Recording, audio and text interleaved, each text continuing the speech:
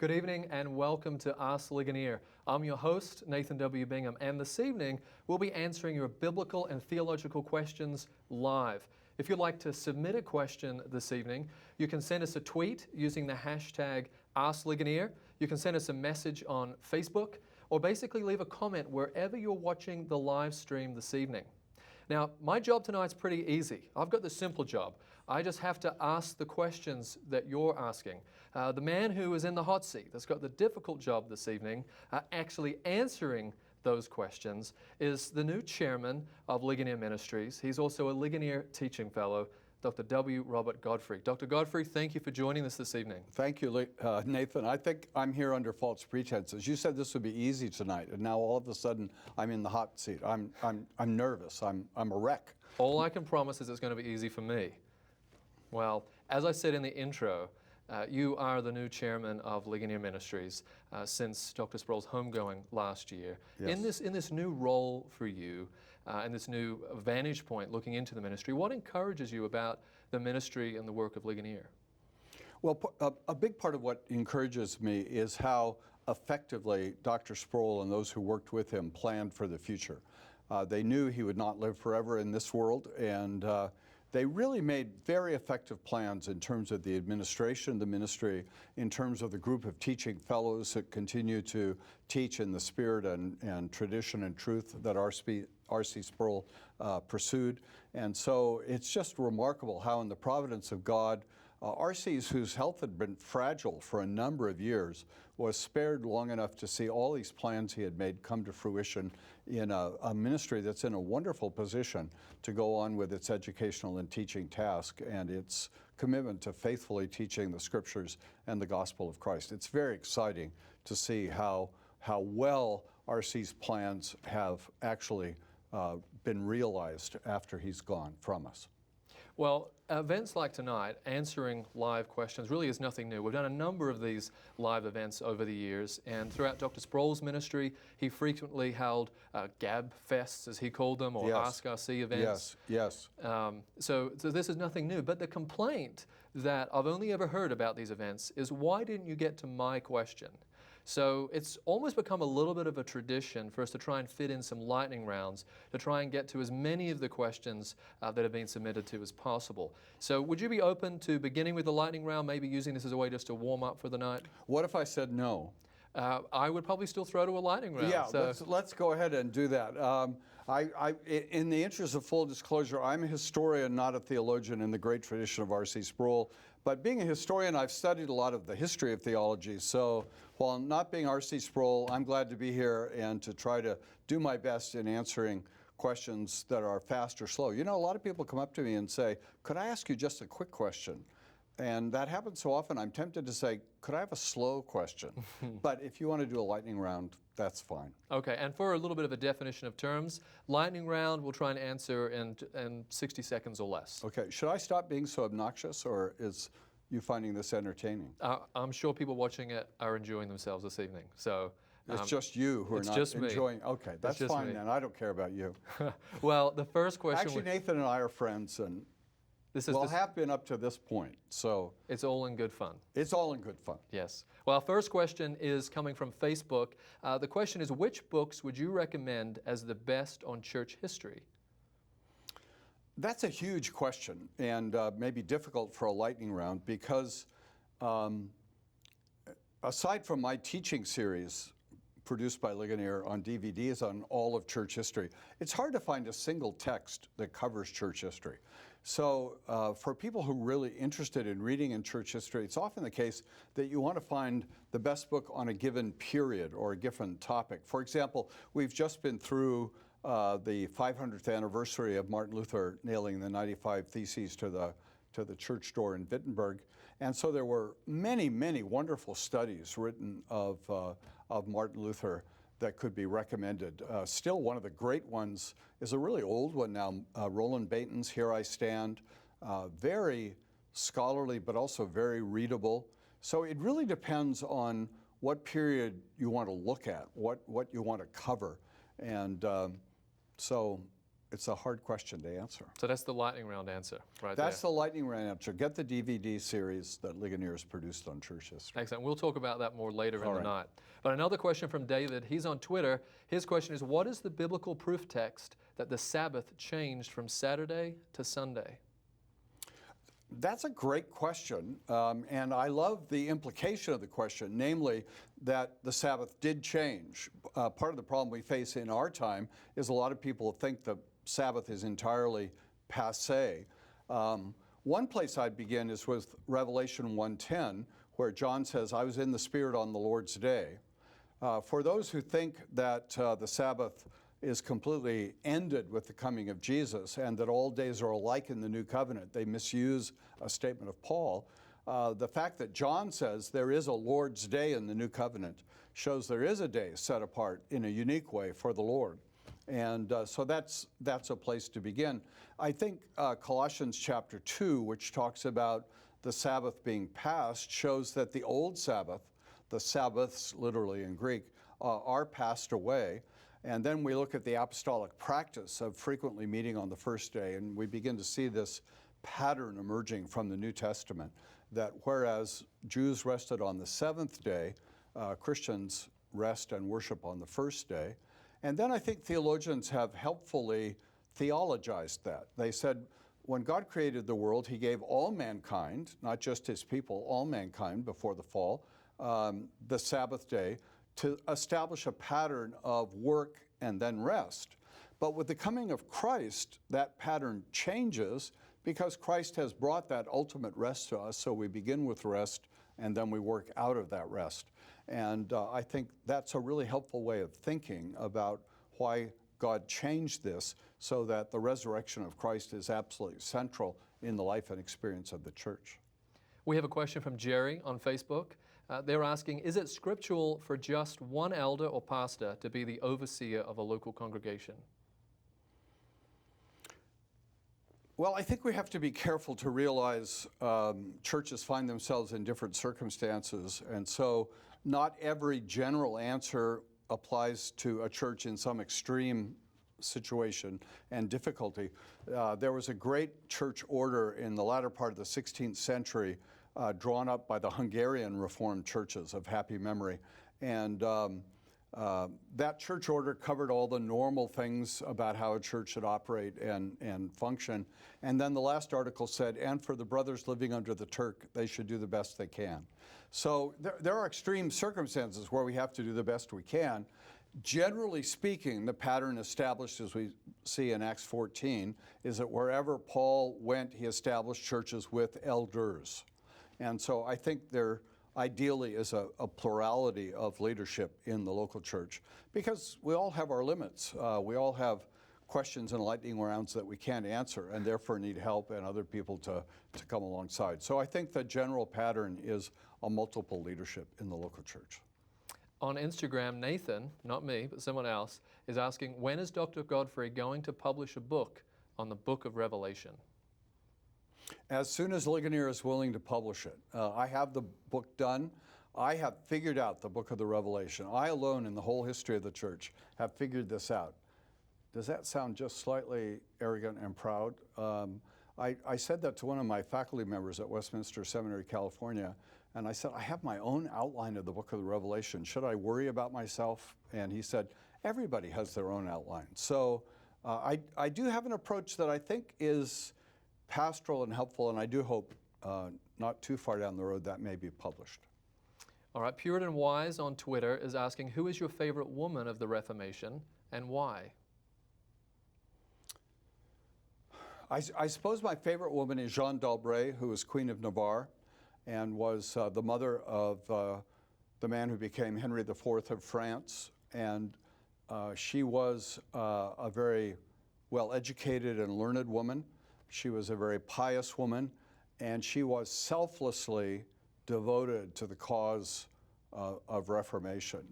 And she said, I would rather lose my whole kingdom. She was queen of a little country in those days called Navarre, which is on the border of France and Spain. And she said, I'd rather lose my whole country than ever commit myself to idolatry and go to Mass. She was very, very committed. She hawked her jewels to help the Protestant cause in France. So here was a woman, one of her opponents said, the Queen answered the question in that dry, impertinent tone that she alone can command. And so she was tough, but she was godly and she was passionately committed. And so in every way, I found her intriguing and admirable. But there were a lot of great women in the Reformation. She's not the only one. Okay, we've got a question here through our live chat service. Their question is it a sin not to pray? Yes. Okay, that's a good lightning answer. That is a good lightning answer. Now, we should always expand on these things a little bit. The Lord calls us to pray. There are many commands in the Scripture to pray. And I think if we're prayerless, it may reflect a kind of hyper-Calvinism that says God already knows everything he's going to do, so why do I need to talk to him about it? And it misses that God's whole relationship to us is meant to be a personal relationship. He doesn't want anything mechanical to enter our minds about who he is or how we relate to him. And so prayer is this wonderful opportunity for conversation and communication with God. And to neglect that is to neglect what he wants for us and has told us is a blessing for us. Well, one final question for this lightning round. Oh. You thought that was going to be the last question? Maybe I was off the hook. Well, while you're having that sip of your drink, I'll come to this last question. It's also through our live chat service. Someone is asking, how do you define heresy? That's a great question. You finally got a good one. No, I'm just kidding. It's a great question because the word heresy sometimes is really thrown around by people, and some people use the word heresy simply to mean any error or fairly serious error in theology. But classically, the word heresy was used to describe those theological errors so serious that it would deprive one of salvation. And I think we ought to be using heresy more in that sense. Error is error. Error can be serious. Error can be small. Error is always bad to be avoided. But there are some errors that are so huge that they really are cutting us off from God, and because we have so misunderstood him and his truth. And that's what heresy classically was used for in the church. Well, you survived your first lightning round. I do want to let folks know, if you've just joined in, if you want to submit a question for Dr. Godfrey this evening, you can do so using the hashtag Ask Ligonier, or you can reach out to us via social media, send us a message on Facebook, or leave a comment wherever it is that you're watching the live stream this evening. But I also want to make sure that you're aware of Ask Ligonier, the service. Last year, we had an ambitious goal to launch a live chat service to be able to answer your biblical and theological questions 24 hours a day, 6 days a week. And in January this year, we did that with a team of well-trained individuals positioned across several continents and time zones. We're now able to answer your biblical and theological questions whenever you have them, 24 hours a day, 6 days a week. So whether you're preparing for a Bible study or an unbelieving colleague or friend asks you a question that you don't know the answer to, you can ask Ligonier. So I encourage you to visit ask.ligonier.org to learn all the ways you can ask those theological questions once this evening is over. Well, Dr. Godfrey, let's return to the questions. People are sending them in all through social media now. Can I just say that Ask Ligonier is a fantastic service.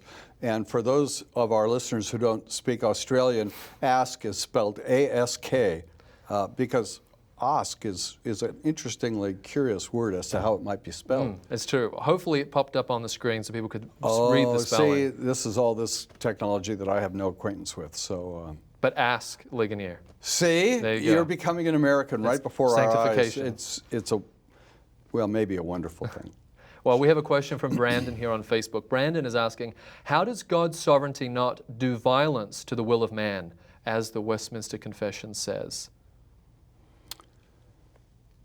Well, there is an element of mystery in this relationship because the Scripture teaches that God is sovereign over all things, but it also teaches that man has a will. Now, lots of people reason that if man has a will, it must be a free will.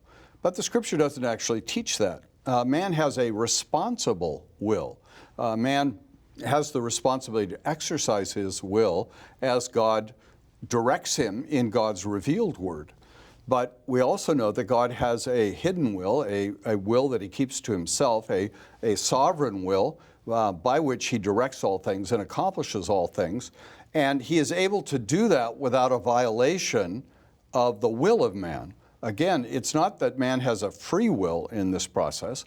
Those who have not been regenerated by the Spirit of God are bound in sin. They are captivated by sin. They can exercise their will, but their will leads them only to choose for sin and in opposition to God. And so God's sovereignty either leaves those who are not elect in that decision that they do pursue according to their will, or God regenerates that will, enlivens that will. As Augustine said, stretches that will out from being turned in on itself to being related to God.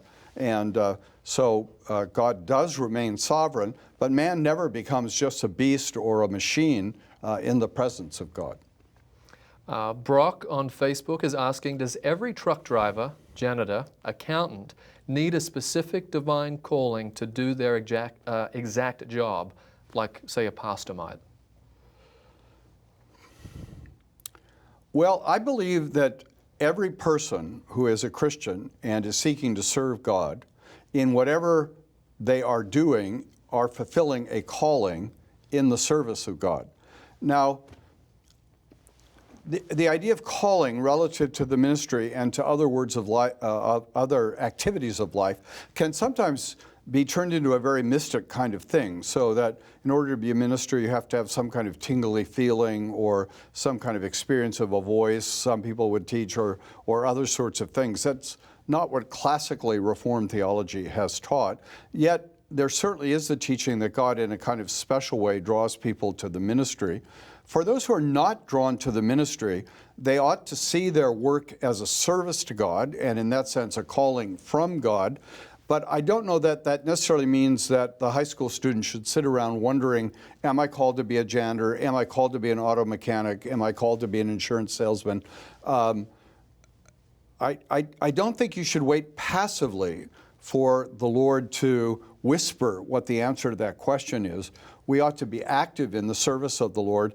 And most of the time, the Lord is calling us to do what we're interested in and good at. And I remember years ago hearing a very distinguished professor said, a great American failing is to constantly ask, what do I want to do? And we ought more frequently to ask, what am I good at? Because if you do what you're good at, you're much more likely to be happy than to do something you want to do but aren't any good at. So I've got a question for you. I'm going to get in trouble from my family if I don't ask it this evening. All right. As a family, we're reading your book, Learning to Love the Psalms, and my 10-year-old daughter asked me the question concerning Psalm 13, when David asked the Lord why he turned his face from him. And the question was, does God turn his face away from Christians? And what encouragement would you give to a Christian who feels that the Lord may have turned his face away from them? That is a great question. I think you need to worry how really brilliant this child is. That's my paraphrase of what she asked. All right.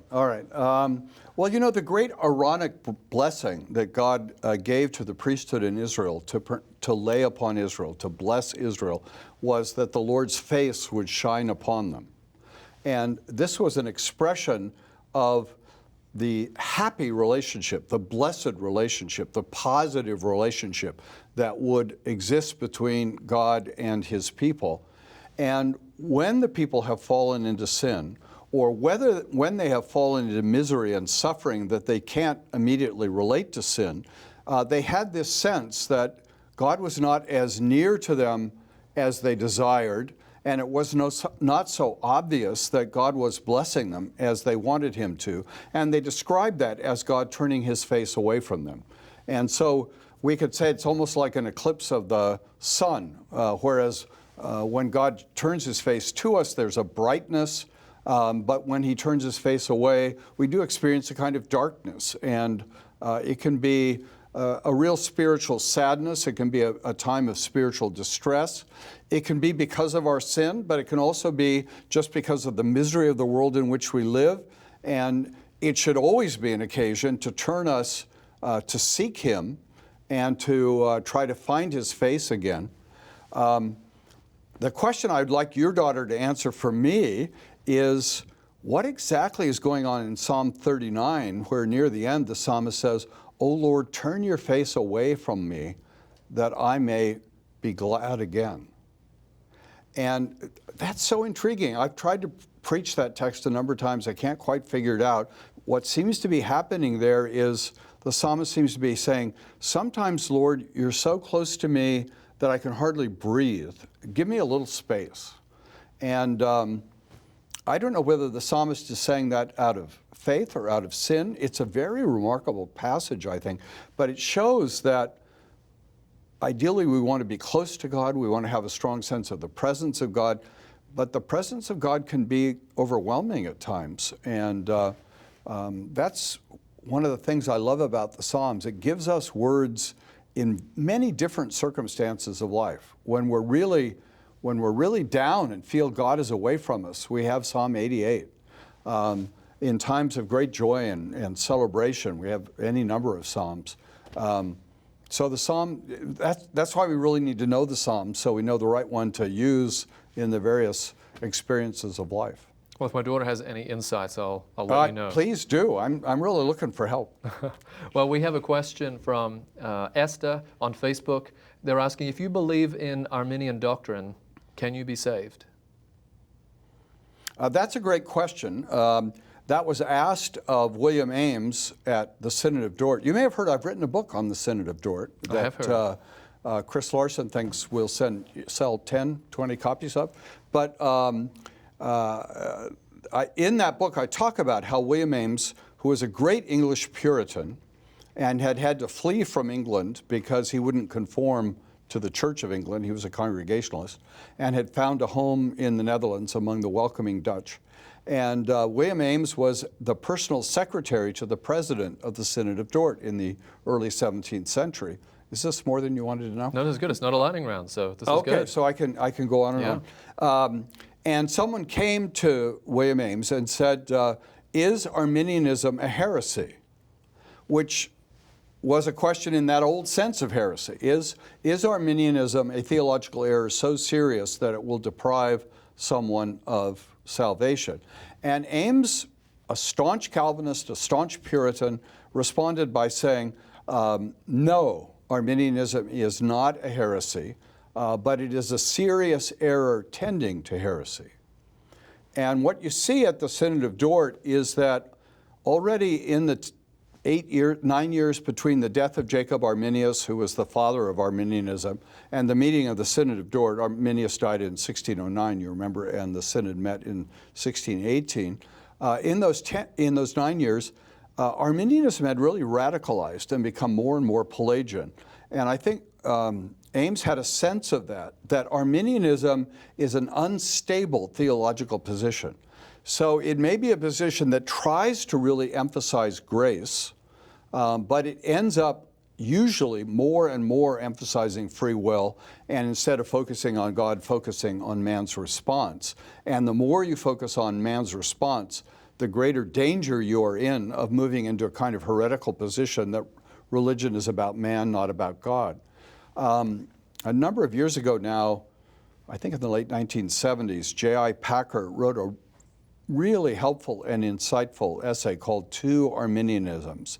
And he talks about what he calls rational Arminianism that does tend more and more towards Pelagianism and other errors as well, Socinianism and kind of rationalism. But then he contrasts that with what he calls evangelical Arminianism, particularly of John Wesley. And John Wesley always stressed grace as the priority. He wanted to keep some place for free will, but he wanted to talk about grace and the work of Christ. And Packer, I think, rightly said these two Arminianisms are worlds apart. So you have to ask yourself, what kind of Arminianism are we confronting? It can, in its most radical forms, become a heresy, but in its forms trying to stress grace and responsibility, it can be quite evangelical. We have a question from Scott on YouTube. He left us a comment there. And his question is, what do you believe about equal ultimacy? That God is equally active in causing the salvation of the elect and the damnation of the reprobate? Well, that question is addressed in the conclusion of the Canons of Dort, as you know. And the Canons of Dort want to say that there is not equal ultimacy in the sense, there is equal ultimacy in the decrees. God is sovereign, both in the decree of election and in the decree of reprobation. But there is not a symmetry in the exercise of those decrees. They are not exercised in the same manner. In eodem modo is the Latin expression in the conclusion. And I wish my Latin were better. I could have gotten that out, more articulately. But what the canons want to say is, while God is in charge both of electing the elect and reprobating the reprobate, while he sovereignly gives the gift of faith to the elect that they might come to salvation, he does not sovereignly give the gift of sin to lead the reprobate to hell. The Synod rejects that. Traditional Calvinism rejects that. So sinners are responsible for their own sin. They have chosen sin. They will to be sinners. They pursue sin. And a great example of that is Judas. In John's Gospel, chapter 6, Judas is introduced by John, and the first thing said by John about Judas is, he was a thief. No, I'm sorry, that's not right. First thing he says is, he was a devil. And what John means by that is, Judas was in alliance with the devil and pursued that alliance with the devil in spite of seeing all the goodness of Jesus, seeing the miracles of Jesus, seeing the teaching of Jesus. Judas was and remained a devil because he exercised his sinful will to pursue sin. And then in chapter 12, we're told that Judas was a thief. That too is the exercise of his will. The exercise of his will to pursue sin. And so Judas is in hell because of his sins. And God didn't give him those sins the way God gives the elect faith, but God allowed the sin of fallen Judas to lead him to where he wanted to go. And so it is important to see that distinction between the ways in which the decrees are exercised, but both decrees are ultimately to be found in the will of God. Now, you mentioned your church history series earlier tonight, which I don't think Did is it seem a crass promotion? I don't want to be crassly promoting my own series. Well, I'll promote it for you now. Okay. Okay. All right. I don't think it's an understatement to call it a monumental study series. It is 6 parts in all, I think 73 messages in totality. And so I want to let those who are watching live know about a special offer this evening. As our thanks for your donation of any amount to Ligonier Ministries, if you live in the US or Canada, we will send you a special edition of this 6-part overview of church history, 73 messages in all. And your donations will be used to help support events like this evening, the Ask Ligonier service, where we have those team members answering those biblical and theological questions 24 hours a day, 6 days a week, as well as all of Ligonier's gospel outreach. So if you would like to learn more about this offer and receive Dr. Godfrey's 6-part overview of church history on DVD, please visit ligonier.org/live offer. That's ligonier.org/live offer. And I'll remind you of that web address again later this evening. So please don't jump off and do that right now. It'll still be available at the end of the broadcast this evening.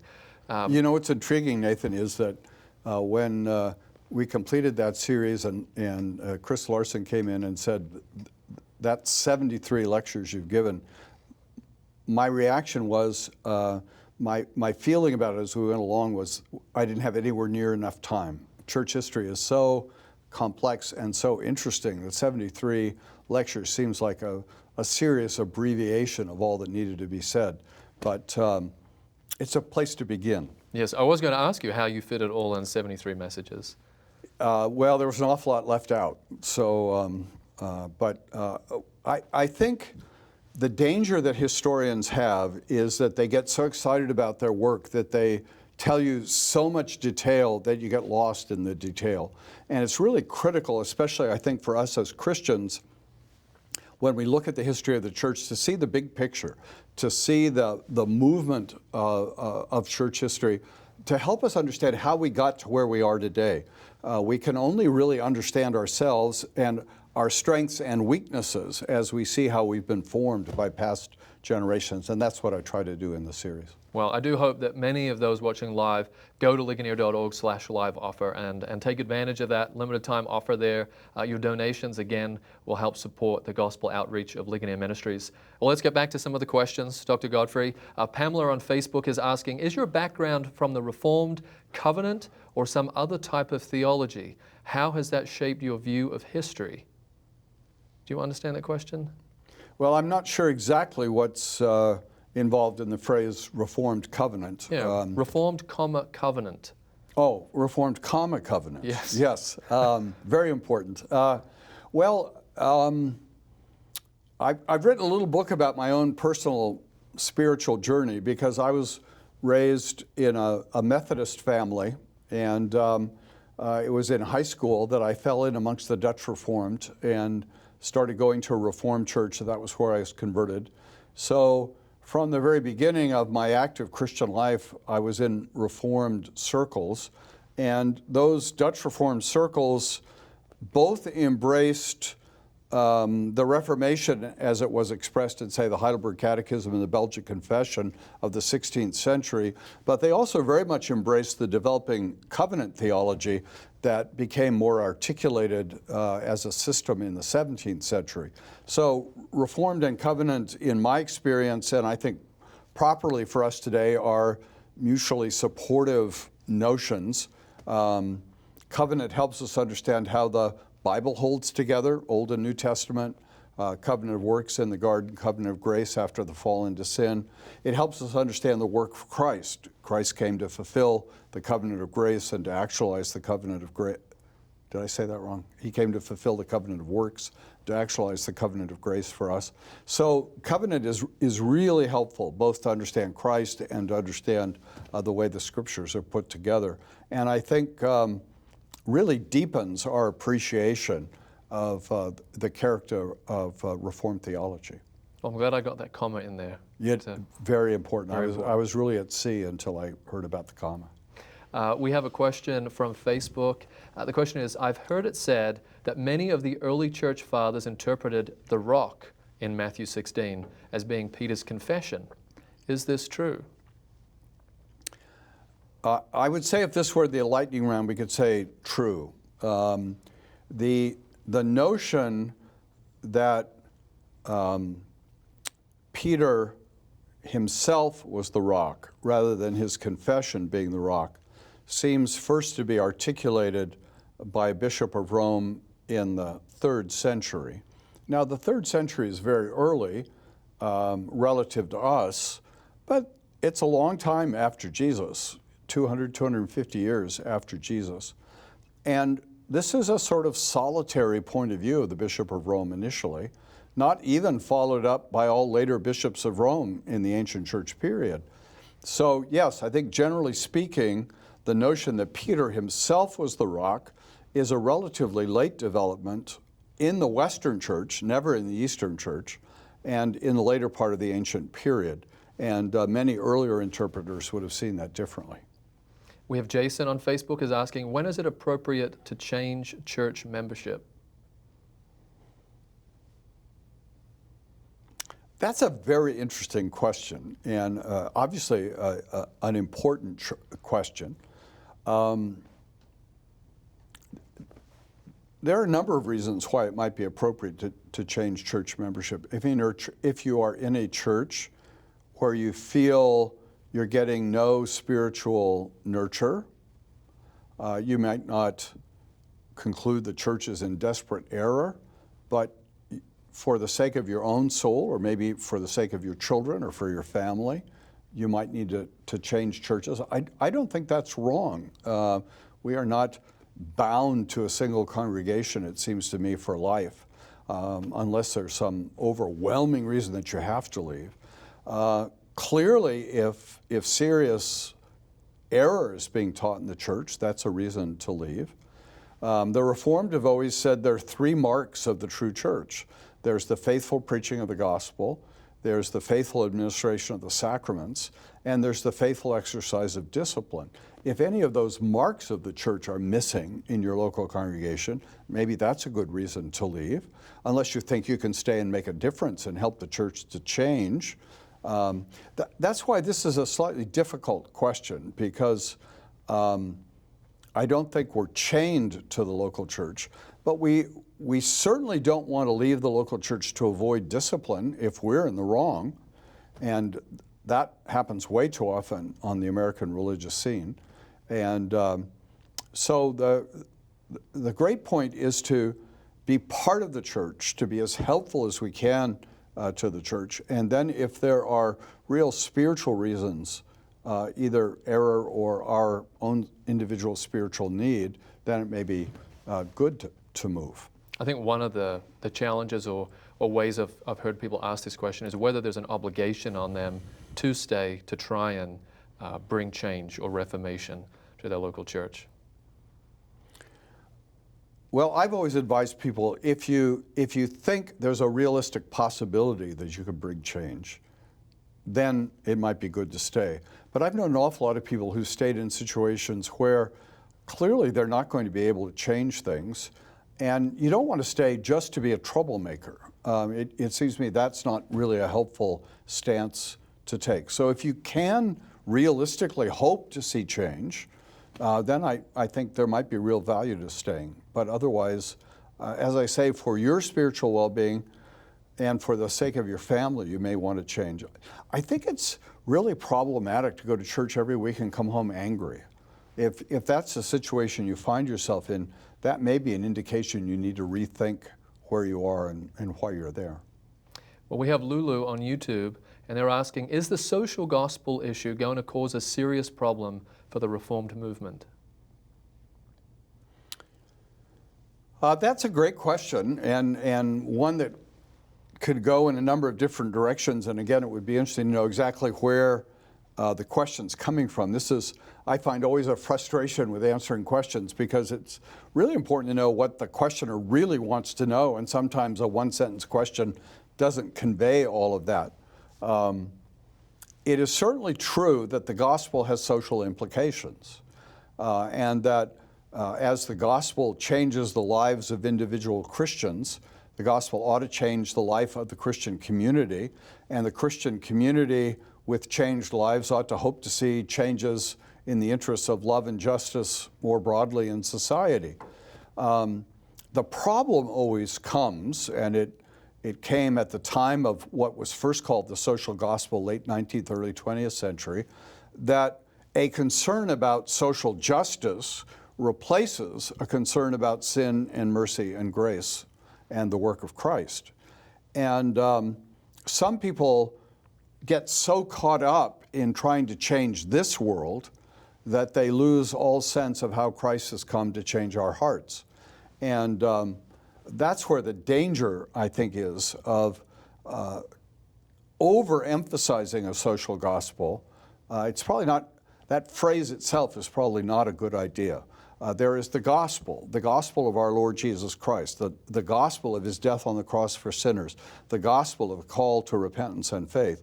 And out of that gospel then comes a changed life that will lead to changes in the broader community, we hope.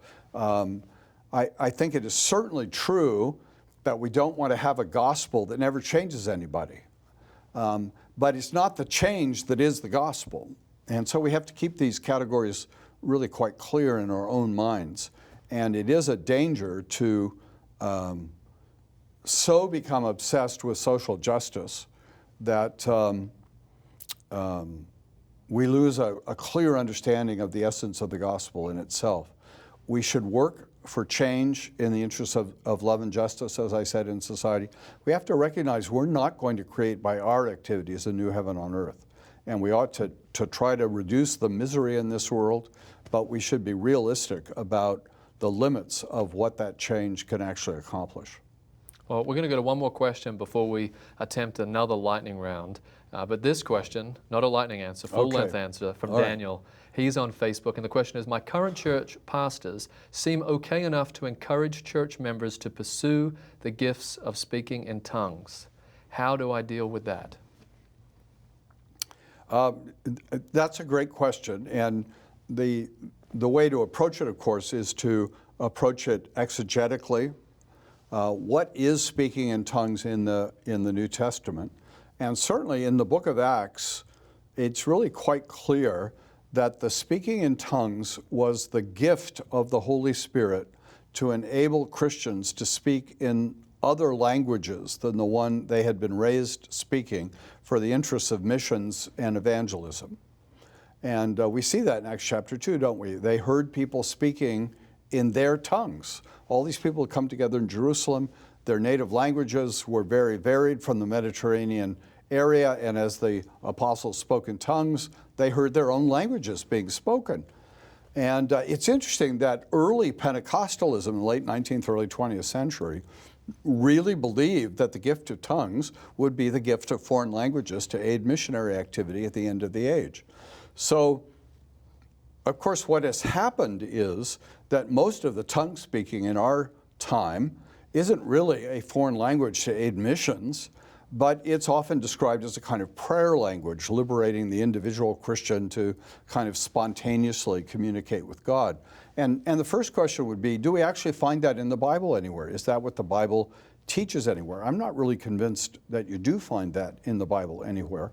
And therefore, unless the Lord has given you the gift of Russian, maybe you ought to be careful about claiming to have a gift and reinterpreting that gift in a way that is at odds with what the Scripture seems to be saying. So I don't believe the Lord really gives the gift of tongues anymore.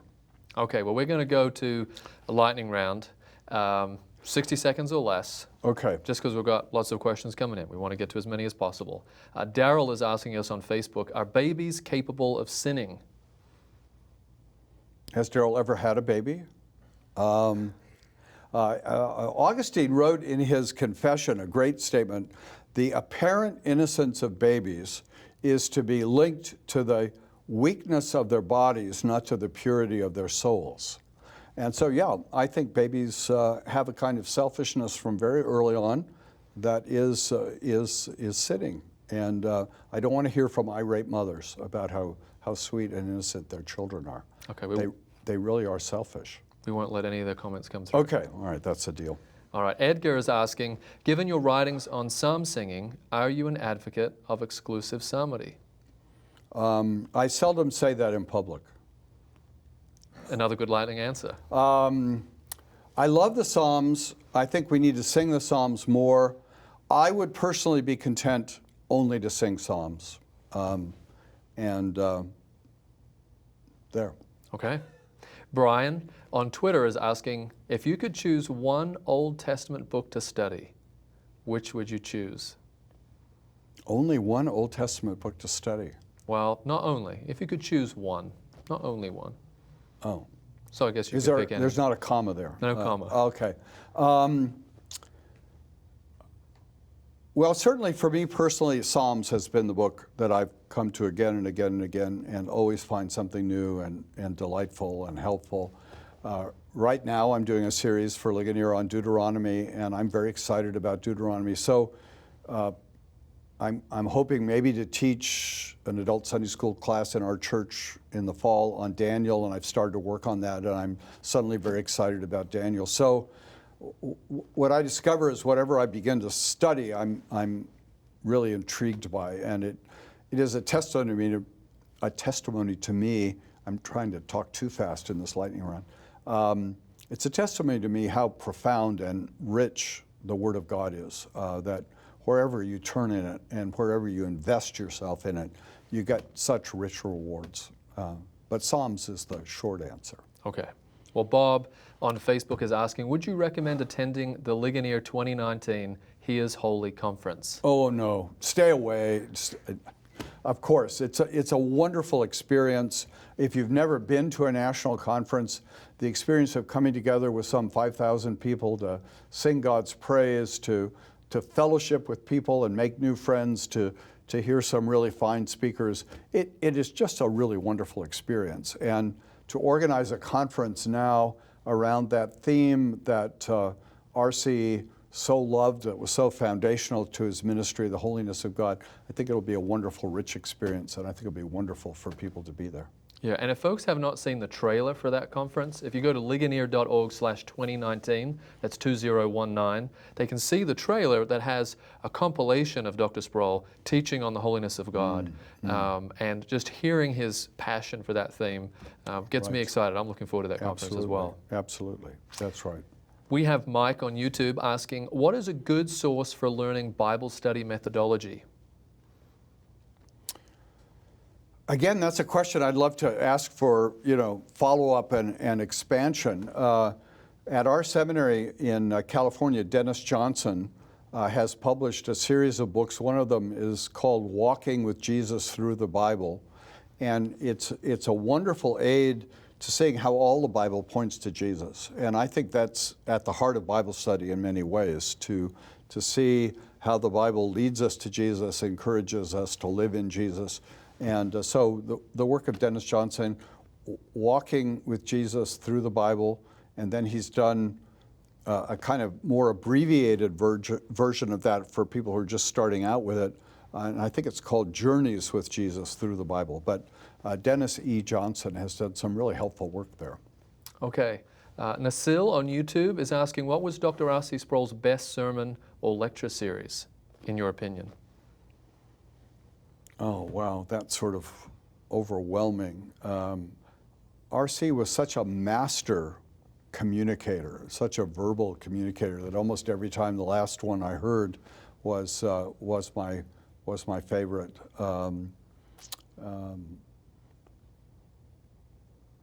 Yeah. Again, the holiness of God, chosen by God. Those early works of his were so foundational for so many people, and such a blessing to draw people into aspects of biblical truth that have been so neglected in many American evangelical circles. So I guess I would still tend to go back to those foundational works that were so fine. William on YouTube is asking, how can we communicate the importance of Christology in the church? It's amazing in a sense that anyone would have to ask that question. Christians are about Christ. To have to convince Christians that somehow knowing about Christ is important seems like such a counterintuitive reality. But what we need to see is that the more we know about Christ, the more profoundly we'll grasp all that he did for us and all that he is in himself as God and man come in the flesh. So Christology is learning more about Jesus so we can love and follow him better, and it should be an earnest desire of every Christian heart. Jonathan on YouTube is asking, what role does sin play in sanctification? Sin is what needs to be overcome in sanctification. So sin is the enemy in sanctification. And I go back to the Heidelberg Catechism, and at the end of the exposition of the Ten Commandments, near the end of the Heidelberg Catechism, the question asked, why does God want this law to be preached so passionately? And the answer is because he calls us to holiness, even though he knows that the holiest of men in this life have only small beginnings of the obedience to which we're called. So sin remains very much the reality in which we live and against which we struggle our whole Christian experience in this body. And so sin is the reality. And I think that question of the Catechism is so important because I think a lot of Christians are tempted to think, well, I'm doing pretty well. I've been regenerated. I'm a believer. I go to church. I'm really doing pretty well. And the Catechism, I think very much in the spirit of the Bible and of the Reformation, says, no, you're really not doing that well. Sin is so much profounder a problem than we fully appreciate that we must be much more committed to the struggle of sanctification and to the seeking of the grace of God to help us. Well, that's the end of the second lightning round. So you've made it through 2 tonight. Did I talk too fast? I felt I was talking way too fast. Well, we can take a breath. Okay, can you put spaces in between the words? We're doing this live. Oh, goodness, that's disappointing to know. Well, we have Abraham on YouTube, and he's asking, why are there so many false doctrines? I thought we were done. That's the end of the lightning round. Now we're going to go back to the normal pace, full answers. Okay, I'm sorry. What is the question? The question is, Abraham is asking, why are there so many false doctrines? Well, the devil is desperate. His kingdom has been raided by Christ, and he is delighted whatever way he can derail us. He doesn't care how we run amok as long as we run amok. He doesn't care whether you're an atheist or whether you embrace some false religion. And so he's out there promoting falsehood all the time.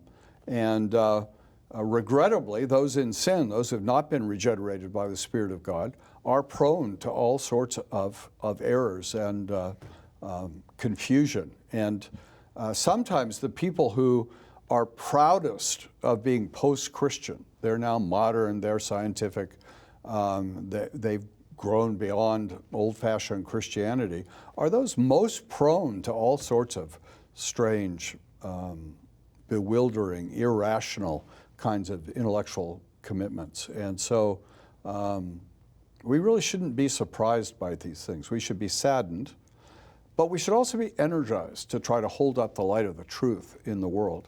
And I think that's one of the great things that Ligonier does. Also on Ask Ligonier, it really is providing material to help Christians who have serious questions, who confront serious problems, and to educate Christians to be able to respond to the false ideas that do surround us on every side. We have Mike on Facebook, who says, historically, what has been the Church's writings and philosophies concerning the Jews? That's a great question. It's a big question. I'm glad this isn't a lightning round. Very early in the history of the Church, there were Jews and Gentiles who went both to synagogue on Saturday and to church on Sunday. And they felt that synagogue and church really were not mutually exclusive. They liked Jesus and they liked the rabbis. And from fairly early on, the rabbis leading the synagogues and the ministers leading the churches didn't like this at all. They wanted people to realize you have to make a choice. Either you're following Jesus as the Messiah, or you're saying Messiah hasn't come and Jesus wasn't Messiah. You can't really mix these two things. In the early church, the synagogue was a proselytizing religion. It sought to make people into Jews. At the same time, the church was seeking to make people into Christians. And so the synagogue and the church in the early centuries of the church were really competing institutions, competing for the hearts and minds and lives of people. And in that competition, there was a fair amount of animosity between the two groups. And that animosity, in a sense, was rational. They were competing. Both sides were winning some and losing some. And so there was, that spirit of competition. By the late Middle Ages, when the emperors have become Christians, when Christianity is given a favored place in the empire, the synagogue begins to retreat and not be proselytizing and seeking rather just to preserve what it has in the Jewish community. But in the Christian community in particular, that spirit of competition and antagonism continues and is no longer rational. The synagogue isn't a competitor anymore. But the antagonistic feelings towards the synagogue continues in many Christian circles. And it becomes increasingly negative and irrational, and really is what gives birth to anti-Semitism in the Middle Ages, where there is a fear of Jews that is entirely irrational. And these stories circulate that Jews steal Christian babies to sacrifice them for rituals, that Jews poison wells to kill Christians. These ideas circulated in medieval Europe. They were entirely false. There was no truth to them, never any truth to them.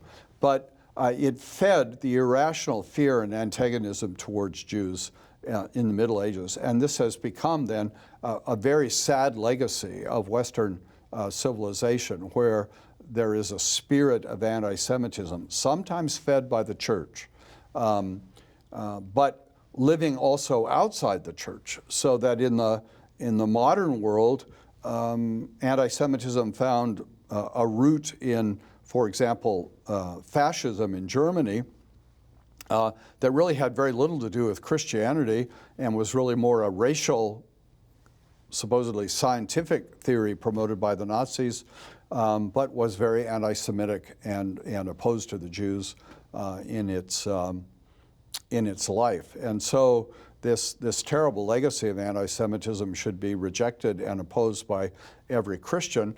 But in rejecting anti-Semitism, Christians should not give up the missionary call to try to convert Jews.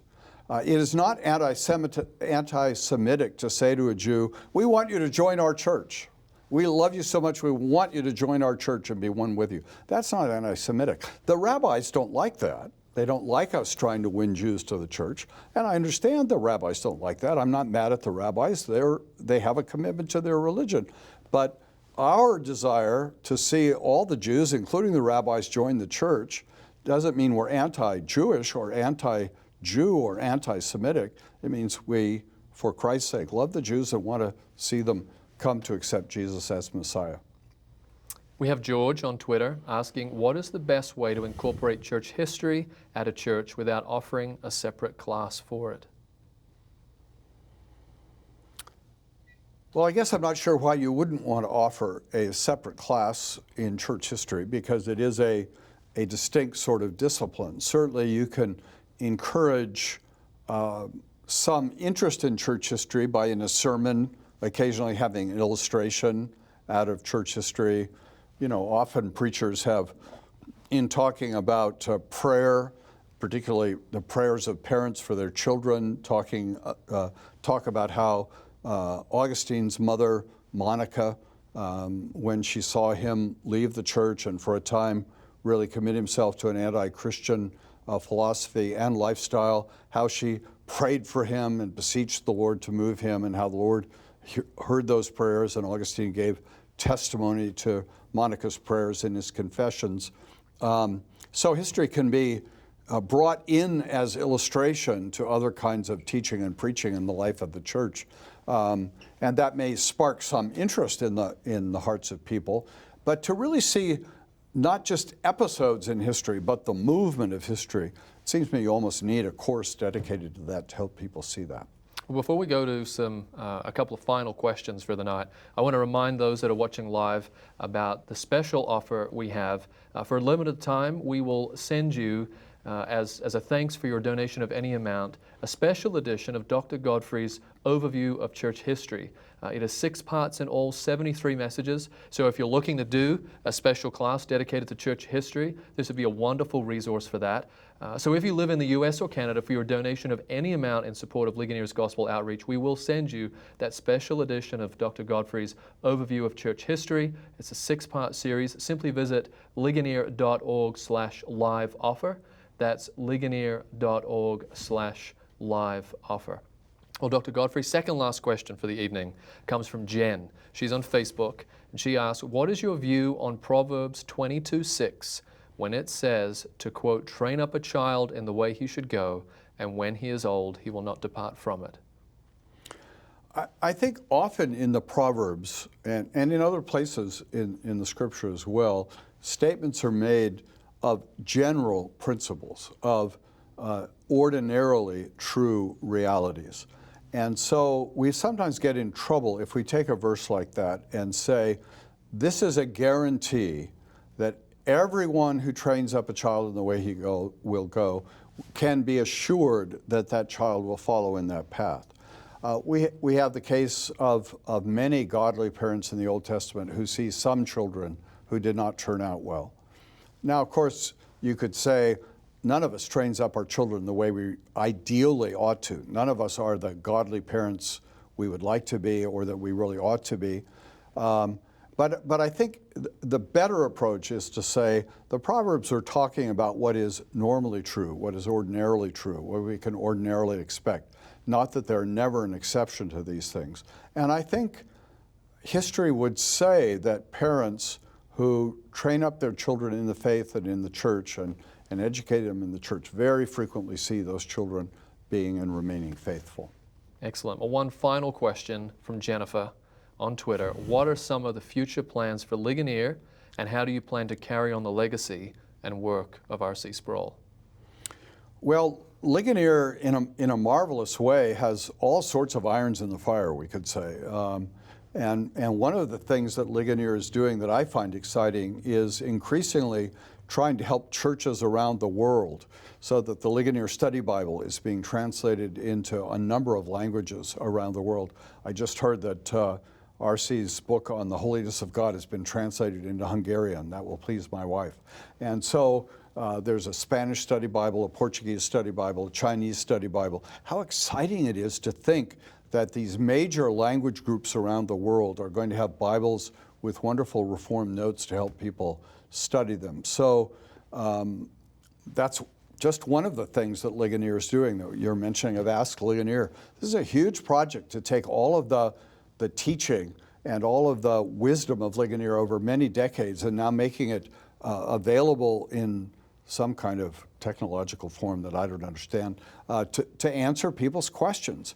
And so the educational ministry of Ligonier is continuing, and I can just assure those who are listening in that all of us involved are dedicated to the vision of Dr. Sproul, dedicated to his commitment to the inerrancy of Scripture, to the gospel of Christ as understood by the Reformers.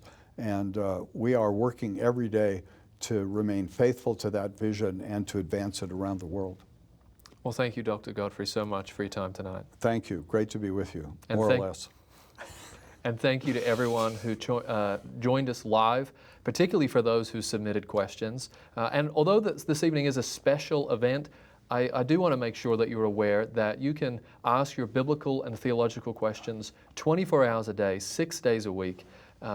We have a team of well-trained people across multiple continents and time zones to make that possible. So you can submit your questions on social media or using our chat service by clicking the chat bubble on the bottom right-hand corner of ligonier.org to ask those questions. You can learn more about that service by visiting ask.ligonier.org. Well, I'm Nathan W. Bingham, and I look forward to seeing you again next time.